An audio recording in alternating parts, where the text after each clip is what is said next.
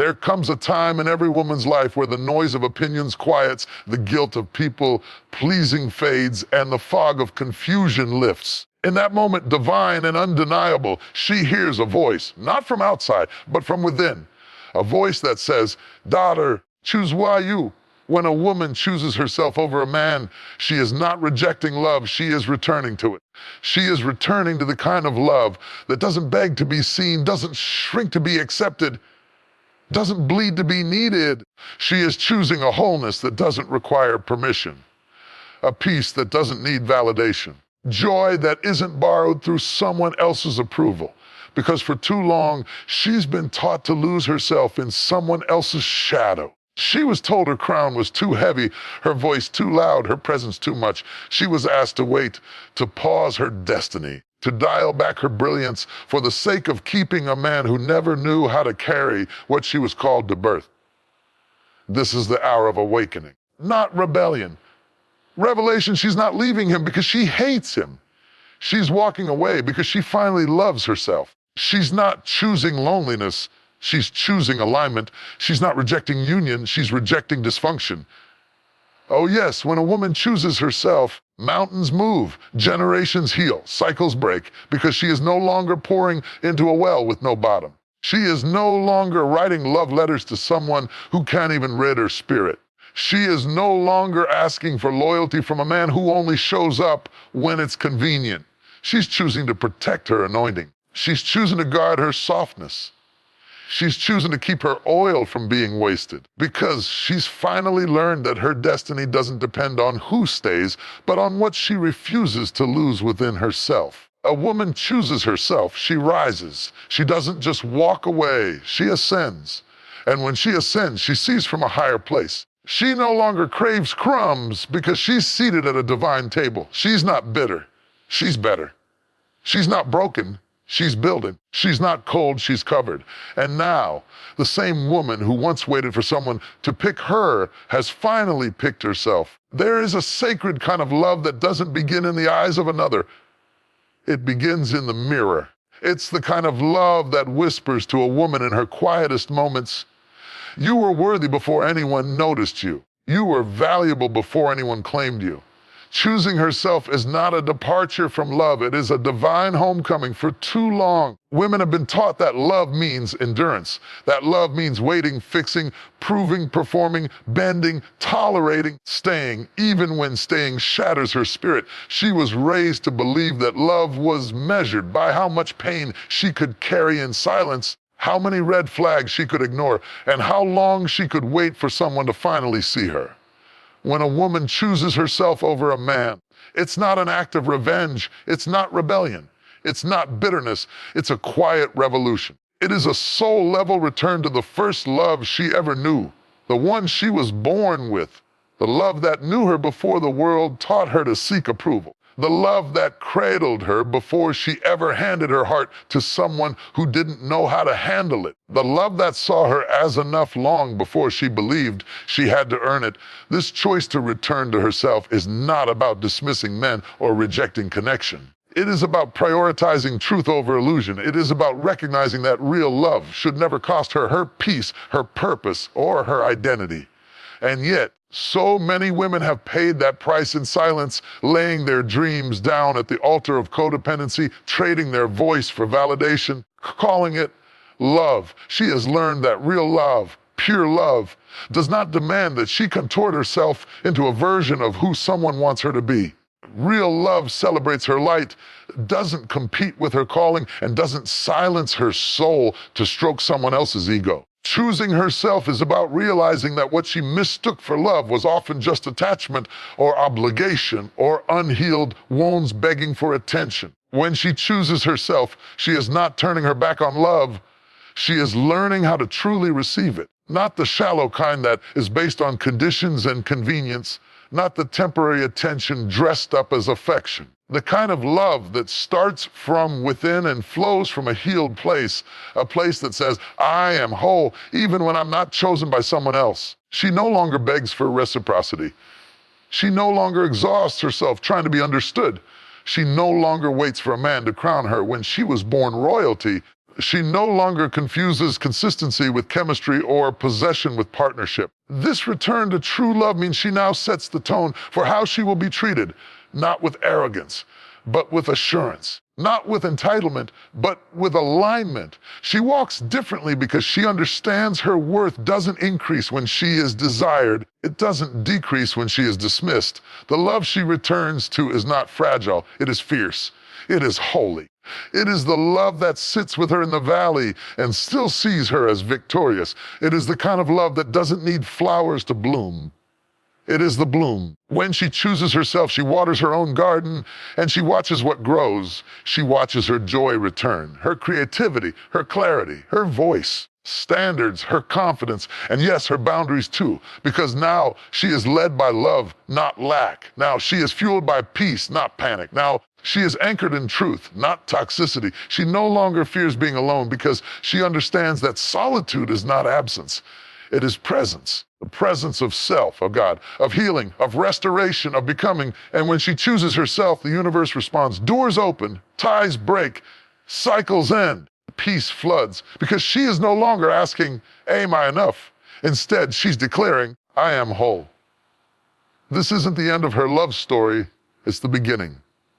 A new chapter where she writes the narrative, where she no longer plays the background character in her own life, where she doesn't settle for proximity to love when she is the source of it. Choosing herself is a daily decision. Some days it looks like walking away. Other days it looks like standing still. Sometimes it means saying a no, even when her heart wants to say yes. But in all things, it means honoring what is true, not what is familiar. Because choosing herself doesn't mean she has stopped loving others. It means she has started loving herself enough not to abandon herself for anyone. It means she has learned that self-sacrifice is not the same as self-love. And it means she now understands that the truest love is the one that comes from God, flows through her and radiates outward, not the other way around. There comes a season in a woman's life when her soul grows too large to be confined by the walls of watered-down relationships. A time when she can no longer dim her light just to be seen. A moment when she no longer trades her truth for temporary closeness. That moment, quiet at earth, shaking as it is, marks the beginning of her true liberation. Because for too long, she was taught to mold herself into someone else's preference. She was told that if she was softer, quieter, more agreeable, she would be loved. If she adjusted her voice, erased her boundaries, held back her dreams, and delayed her growth, maybe he would stay. Maybe he would see her. Maybe she would be chosen. Now, she has come face to face with the woman she was created to be. Not the edited version, not the palatable version, not the version that begged for belonging in spaces too small for her becoming. No, now she sees clearly. When a woman truly sees herself, she cannot go back to hiding. She remembers the times she laughed at jokes that hurt her spirit, the time she apologized for asking for the bare minimum, the time she wore masks in rooms where her soul was suffocating, the moment she clung to people who only loved fragments of her, pieces they could manage, never a full picture. She remembers the nights she cried beside someone who claimed to care, the day she quieted her intuition to avoid making it a big deal, the years she gave everything to someone who gave back excuses. Now, she understands that companionship should never come at the cost of her calling. She realizes that partnership doesn't require personality sacrifice. And real connection, divine connection, never demands that she amputate her authenticity. Love does not ask her to disappear. It invites her to expand. Because identity is sacred. It is the fingerprint of the Creator on her soul. It is the fire in her voice, the wisdom in her walk, the purpose in her path. And anything or anyone that requires her to reduce that is not love. It's control. It's codependency dressed up as romance. It's manipulation disguised as care. She's no longer flattered by attention that comes with conditions. She's no longer satisfied with half love. She no longer calls bare minimum effort. She no longer sees compromise as worth it when it means cutting off her own truth. And she certainly no longer places companionship above her calling. She is done with relationships that feel like performance stages, done with being praised for being low maintenance when it really meant she was denying her needs. done with being labeled strong just so others wouldn't have to be responsible for her emotional safety. She's done with the silent negotiations she used to make just to avoid conflict. Conflicts that only expose how unseen she really was. Because her identity is no longer negotiable. She no longer abandons her dreams to make room for someone else's comfort. She no longer makes herself small so someone else can feel big. She no longer sets herself on fire to keep cold love warm. Now, she walks with her head lifted, knowing that anyone who cannot embrace her truth is not equipped to walk alongside her. Companionship should never come at the cost of freedom. Love should never feel like a cage. And now she knows that real partnership celebrates identity. It doesn't require its burial. Now, she is surrounded by people who speak life into her purpose, not fear into her boldness. She is drawn to relationships that stretch her soul, not suffocate it. She seeks connection that is rooted in spiritual agreement, not surface-level attraction. She is no longer tempted by proximity that lacks presence, promises that lack consistency. She doesn't need to change her tone, hide her past, water down her faith, soften her dreams just to be kept.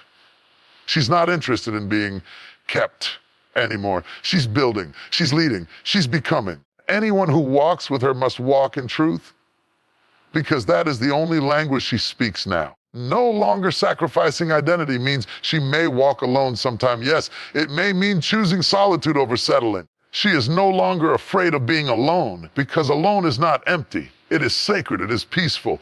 It is where her clarity flows and her voice rises. She rediscovers the girl she used to silence, the dreams she buried to keep someone else comfortable, roars she once whispered because she didn't want to be too much. Now she is unapologetic, not out of pride, but out of freedom. She honors herself not out of ego, but out of alignment. She loves herself enough to never again forget who she is. So when love comes, and it must find her standing in truth, not waiting to be rescued, not hoping to be completed, but full, whole, empowered, loved by the one who made her and restored by the one she chose to become. Because when a woman begins to rise, really rise, it often looks like rebellion to the people who only knew her when she was quiet, small, and compliant. I challenge you to love enough. It looks like rebellion to those who benefited from her silence. It looks like rebellion to those who loved her as long as she didn't love herself too much. She has discovered who she really is beneath the layers of cultural conditioning, religious guilt, societal pressure, and emotional exhaustion. She has uncovered the sacred truth buried beneath years of pleasing, performing, and pretending. She is not rebelling against anyone. She is responding to revelation. Something sacred has awakened in her, something ancient and holy, a knowing, a clarity, a fire that was once smothered by shame. Now rising with fierce brilliance, she's not running from responsibility, she's running toward purpose. She's not breaking rules out of spite, she's breaking patterns out of survival. She's not attacking anyone, she's rescuing herself.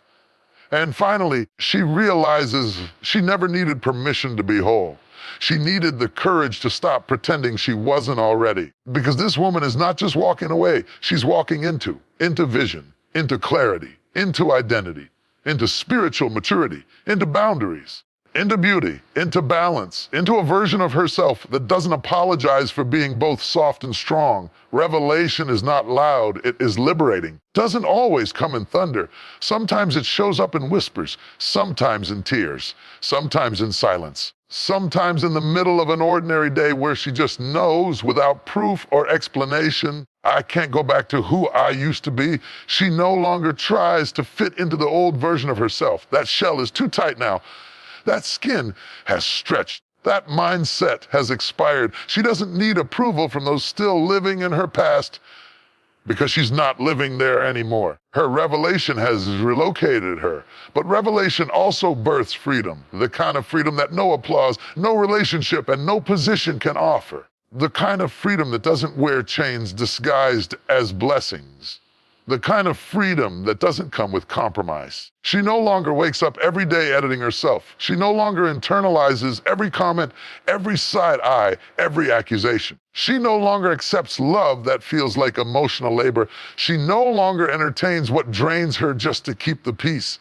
because now her peace is sacred. That spirit did not awaken her just so she could live numb, exhausted, and invisible. That spirit called her out of the cave. That spirit called her daughter. That spirit called her whole.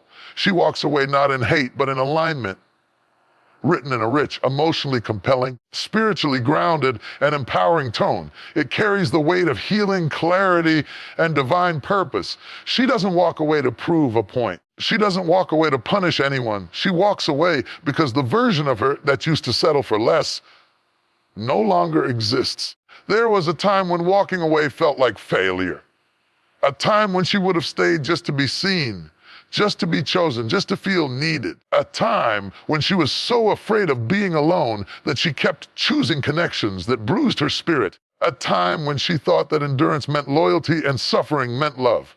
Now, she understands that staying in places where she must constantly prove her worth is not love. It's bondage. That explaining herself repeatedly to someone committed to misunderstanding her is not patience. It's depletion. Holding space for someone who never shows up is not compassion.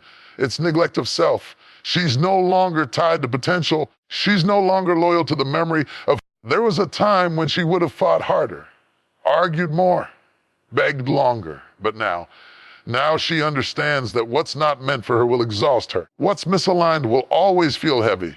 And what is true will never require her to lose herself in order to keep it. It doesn't mean she didn't love deeply. She did with her whole heart. She tried, she gave. She forgave. She stayed when she should have left. She hoped when everything said, let go. She believed in potential longer than she should have.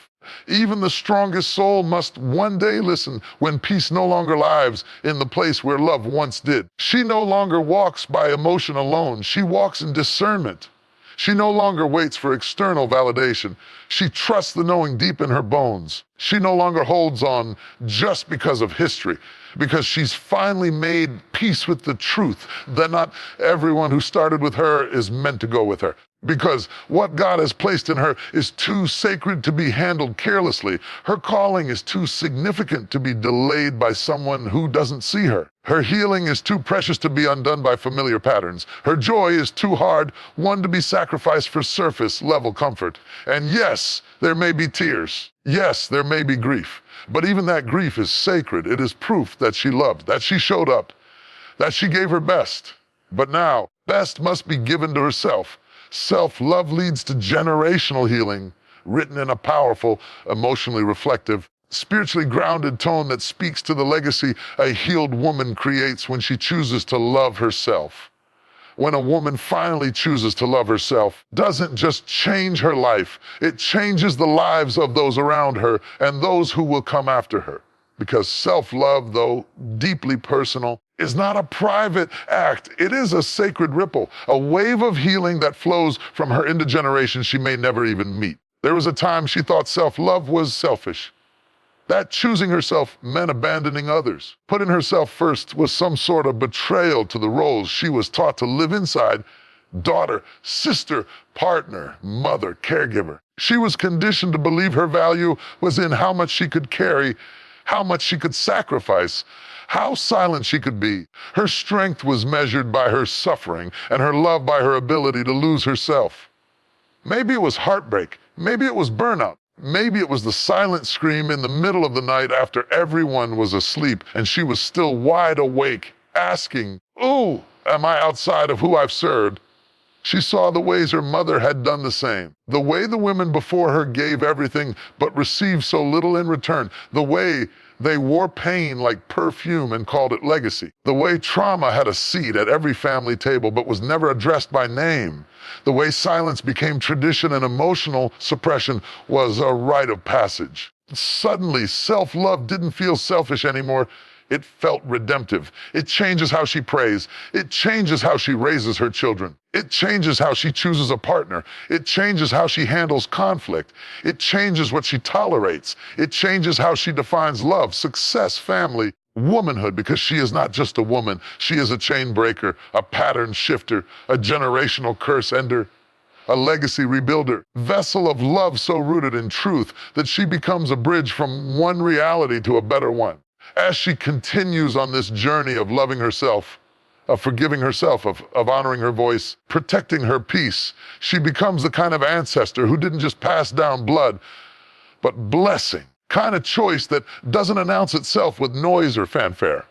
The kind of choice that appears in the quiet moments when no one is watching. World is still and the soul begins to whisper, a crossroads of comfort or calling, familiarity or fulfillment, safety or stretching. Wasn't an easy choice. Comfort called to her like an old friend. It reminded her of everything that made her feel secure.